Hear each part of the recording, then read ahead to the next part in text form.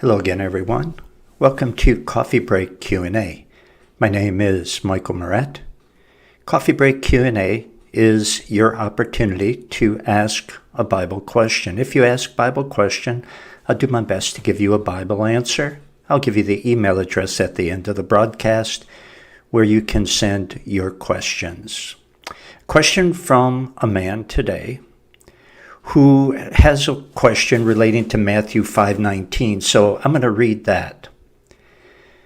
Jesus says, "Whosoever therefore shall break one of the least of these commandments and shall teach men so, he shall be called the least in the kingdom of heaven. But whosoever shall do and teach them, the same shall be called great in the kingdom of heaven."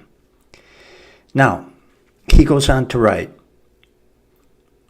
that he heard a woman say, "You can love the world and live like the world and still be saved." And he heard someone else say, "Even if I told Jesus that I don't want him, I'm still saved because I can't lose my salvation." And he writes, this lady has used Matthew 5:19 in an attempt to prove that you can't lose your salvation. She said something like this: "You can't lose your salvation if you sin." According to Matthew 5:19, she says you'll just have less rewards in heaven.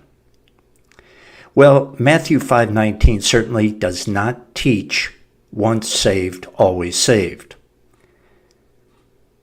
And I hope the questioner is studying 1 John with me and will stick with me through Jude, because the scriptures make it very clear that those who live in sin are not saved. I deal with several verses on that subject in those books because the issue keeps coming up. But as for Matthew 5:19, the Bible does teach that among the saved, there are different levels of devotion to Christ, which is why there are eternal rewards based on a true Christian's devotion to Christ. Now, a true Christian is going to love Jesus, and yes, will sometimes sin, but they're going to hate their sin and confess it because they don't want to hurt the one that they love, who is Jesus. Some teachers and some Christians in general are more devoted to teaching and living the truth than others. And since God is just, they will be rewarded appropriately. And that's all that Jesus is saying in that verse. And of course, Jesus also says several times, "He who endures to the end shall be saved." So I am very familiar with those who teach that you can even renounce Christ. There are some who teach, oh yes, you pray that sinner's prayer, you're saved, and you can even renounce Christ, and you can even become an atheist. You can become an unbelieving believer, renounce Christ, say you don't believe in God, and you're still saved.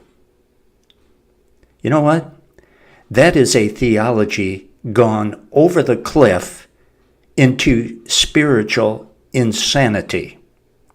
There isn't a shred of biblical evidence that can back that ungodly, unbiblical teaching. You know what those people do? They start with their theology. They start out with what they want to believe is true. They start out with what they believe is true, and then they attempt to twist Scripture into saying what they want it to say, rather than the other way around, the way it should be, which is you read the Bible, you accept it at face value, and if it teaches that you have to endure to the end in order to be saved, then you must endure to the end to be saved, and Jesus says that several times. And it's talking about enduring in your faith in his finished work on the cross. I hope that helps. If you have a question for me, please send it to scriptureversebyverse@gmail.com. Until next time, so long, everyone.